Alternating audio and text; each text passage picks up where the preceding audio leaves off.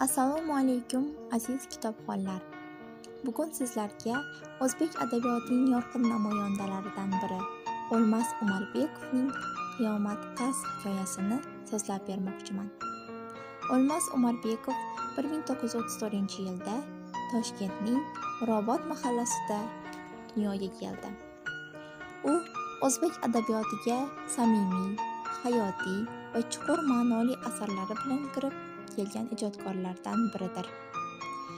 Adib yoshligidan adabiyotga qiziqqanligi uchun keyinchalik O'zbekiston Davlat universitetida tahsil oldi.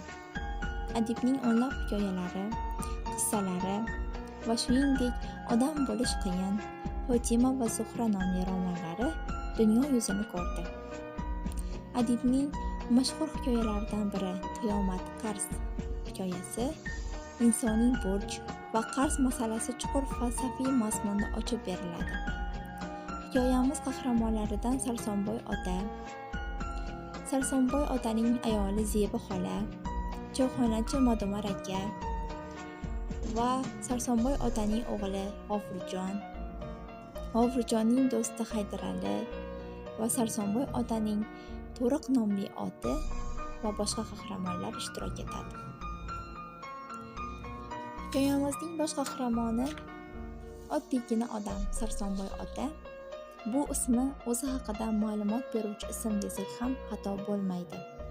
Chunki Sarsonboy ota orqali biz nafaqat bosh qahramon, balki uning hayoti, balki o'sha davrdagi insonlarning tinchligini buzgan urush, fashizm, tinch to'tib yashayotgan odamlarni sarson qilib qo'ygan edi. Asar qahramoni Sarsonboy ota o'g'li G'ofurjonni urushga jo'natadi. Ammo o'g'lidan xat-xabar kelarmikan deb kutayotgan bir paytda undan qora xat kelib qoladi.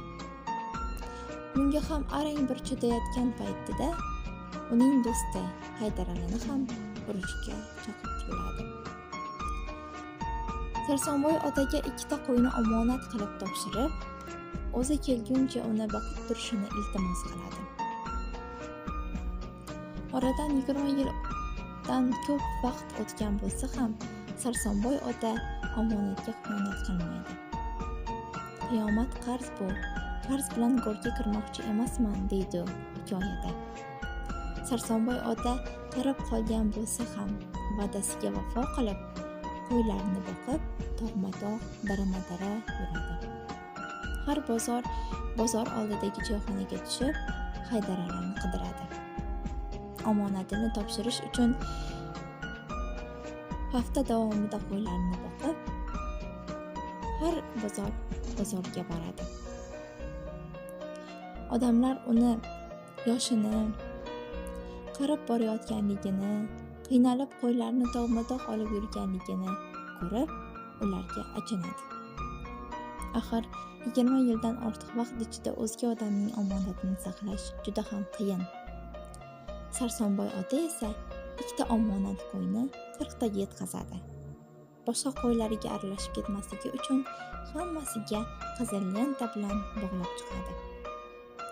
Sarsonboy ota, Zebi xola, Madomar aka, choyxonachi kabi obrazlar o'zbek xalqining sof vijdonli, e'tiqodli, bag'ri kengligini ko'rsatgan obraz hisoblandi. Xulosa qilib aytganda, O'lmas Umarbekov inson qalbini teran anglagan, jamiyat muammolarini dadil ko'rsatgan va o'zbek adabiyotida o'z o'rniga ega bo'lgan ijodkordir. Uning Qiyomat Qars, shuningdek boshqa asarlarini o'qib chiqishingizni tavsiya etamiz.